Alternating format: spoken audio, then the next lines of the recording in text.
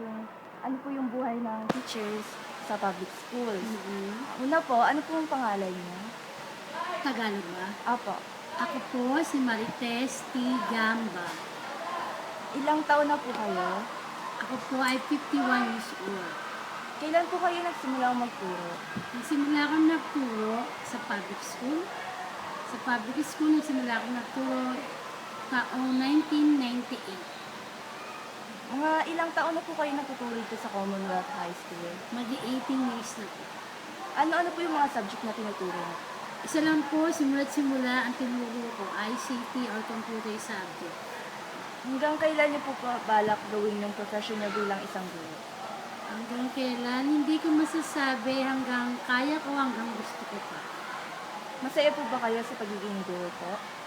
In a way, yes. Meron din namang parte, pero teaching is my passion. Malaki po ba yung nakukuha ang sweldo ng isang public teacher? Hindi po. Actually, kung ikukumpara sa ibang professional, malaki ang sahod ng teacher. Kaya alam po, dahil maraming pinupunta yung pera namin, konti na lang yung natitira, kaya hindi siya ganito. Ano po yung mga nakukuhang benefits ng pagiging isang guro? Ng public school, Apo.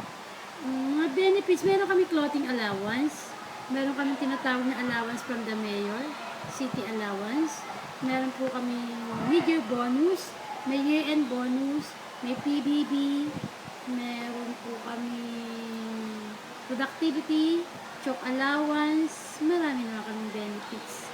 But, siyempre, marami din kami pinupunta ng aming kaperahan. And another benefits, of course, we only work 6 hours a day. Of course, we have so much time with our family. And then, we have more time for the graduate study. We have more time to teach in other school as a part-time teacher or a tutor.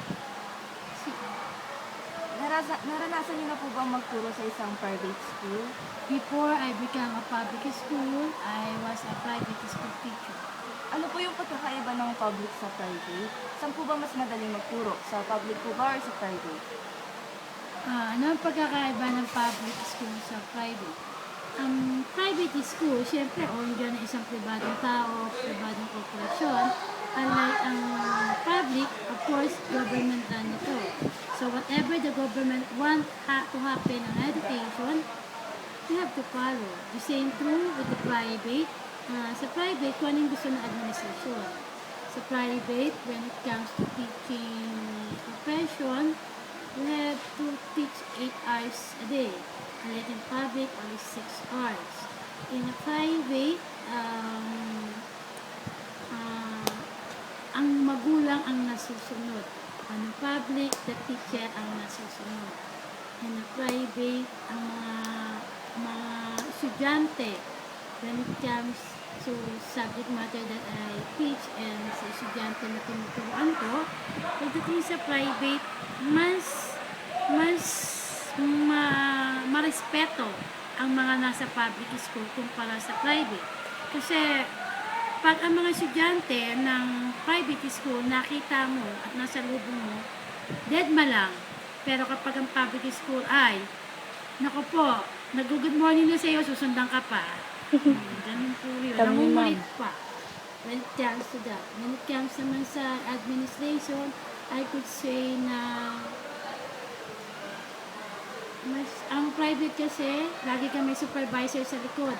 Unlike sa public, they trust you. Alam nila, kaya mo, alam mo, kaya mo hawakan yung klase.